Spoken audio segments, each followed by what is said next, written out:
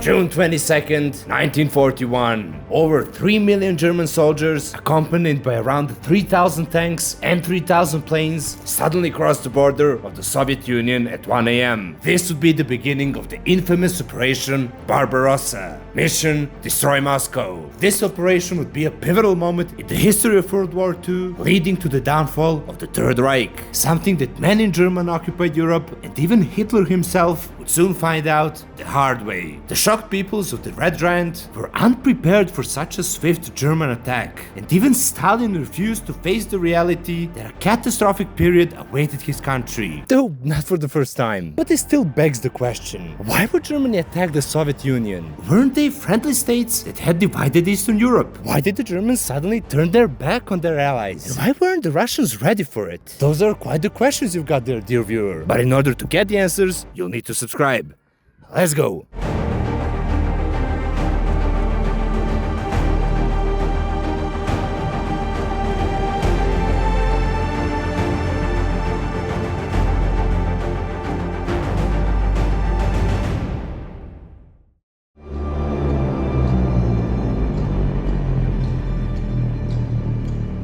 To understand how the alliance between these two nations ended so abruptly and even led to an all-out war, we first need to get acquainted with Hitler's quite disgusting beliefs and his fanatically loyal followers who put his ideas into action. Hitler had multiple motives here. First of all, in Germany, he created and popularized an extremely racist ideology aimed against the Slavs and the Jews. He believed that these peoples were an inferior race to Germans and that they should either be exterminated, expelled, or enslaved to work for, as he put it, the superior Aryan German race. Such thinking led to his desire to expand his state across the fertile lands of Ukraine, which could feed the densely populated country of Germany. Lebensraum, aka living space. This also very sick ideology aimed to conquer the entire European part of the USSR in order to secure the resources for the growth of the German population and the continuation of the war. And by resources, it's not just wheat and other food, but also raw materials like minerals and, of course, oil. Oil was essential to keep Hitler's campaign alive. Also, given that the British naval forces successfully prevented German maritime trade with the rest of the world, the only way Berlin could achieve its goals was to focus on the Soviets, especially on Ukraine, and particularly here in the Caucasus. Ukraine, which has probably the most fertile soil in the world, Chernozem, was an ideal target for Hitler's need to feed his people. At the same time, the oil-rich Caucasus was more than necessary to provide the fuel for the thousands of tanks, planes, and other vehicles. Ironically, due to British blockade, the Germans mostly traded with the Soviets to fuel the conquering of the rest of Europe. Therefore, his goal was to conquer these territories and secure resources for his army and people, while the Slavic population would be killed, starved, assimilated, expelled, or enslaved as his workforce. This also would allow Germans to settle there and produce the necessary resources for the Third Reich. We must also remember that Hitler wasn't the biggest fan of communism. He saw it as an instrument of a Jewish conspiracy aimed at destroying the German people. And when you sell such story to the masses, something that he was very good at, of course, a good portion of the masses will fall for it and blindly follow their leader into any campaign, no matter how bloody. Hitler detailed all these ideas in his extremely controversial book Mein Kampf, My Struggle.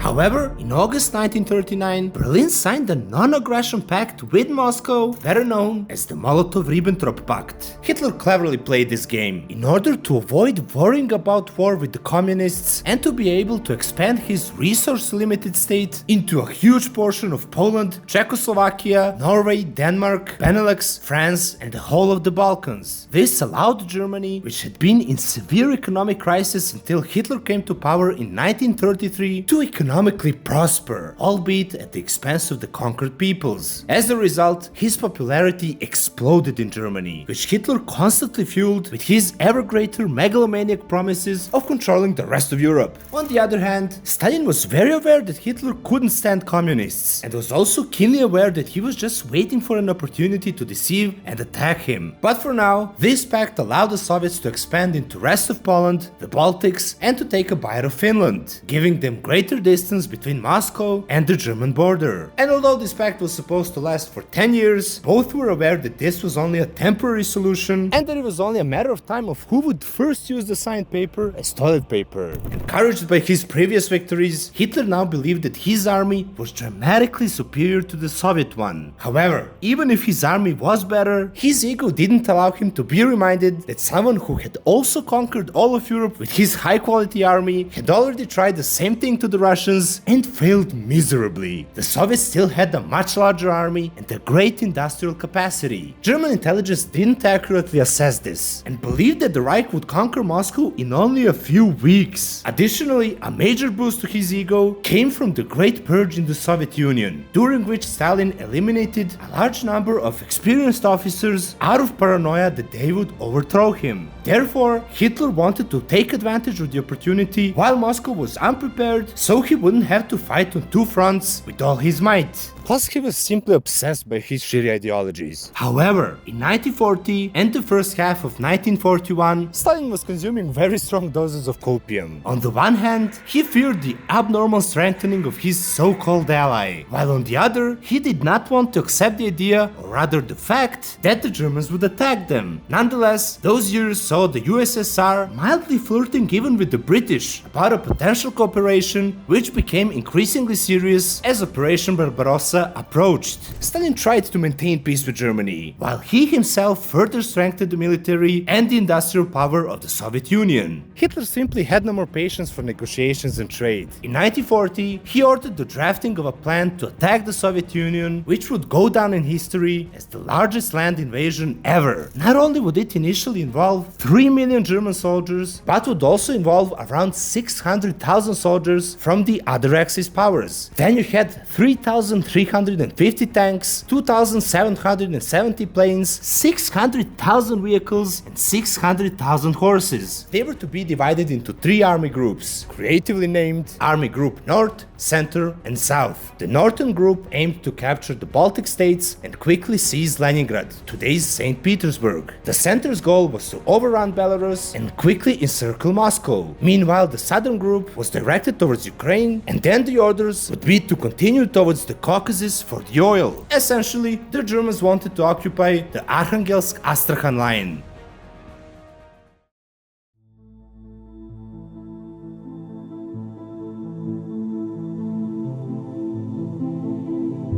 After capturing all of this, Hitler planned to implement two genocidal strategies to exterminate Slavs and the Jews. The first was General Plan Ost, or the General Plan for the East, which aimed to carry out genocide and ethnic cleansing of the two groups. This plan was devised by Heinrich Himmler, one of Hitler's most loyal zealots. He stated, and I quote, "It is a question of existence, thus it will be a racial struggle of pitiless severity, in the course of which 20 to 30 million Slavs and Jews will perish through military actions and crises of food supply." So 20 to 30 million people would be subjected to mass executions, concentration camps, ghettos, and deportations. The rest of the population would either be Germanized or enslaved. The second plan, the Hunger Plan, had the goal to divert all food produced in the Soviet Union to the German population and soldiers. According to some sources, this would result in an additional 30 to 45 million deaths. With these two plans in action, Ukraine and the surrounding lands would be so empty that they would practically become free real estate for the German population to settle and engage in agriculture and resource extraction. Another problem with Hitler, one of many, was that he was surrounded by yes-men, individuals who flattered him so much that it's unclear whose head was deeper in his ass, so they all became even more deranged. As a result of this, they often promised over-optimistic solutions and victories which only inflated Hitler's ego. And it was precisely for this reason that on June 22nd, 1941 at 1 a.m. the fateful hour struck and Germany launched an invasion on the unprepared Soviet Union. But still, why was Moscow unprepared? As you mentioned, Stalin couldn't cope with the idea of a war against the Third Reich. This went so far that he didn't believe even his own intelligence agents when they reported that the attack would happen months in advance. And in classic Stalinist fashion, not only did he not believe them, but he would drastically shorten their lifespan. He would even execute soldiers who warned him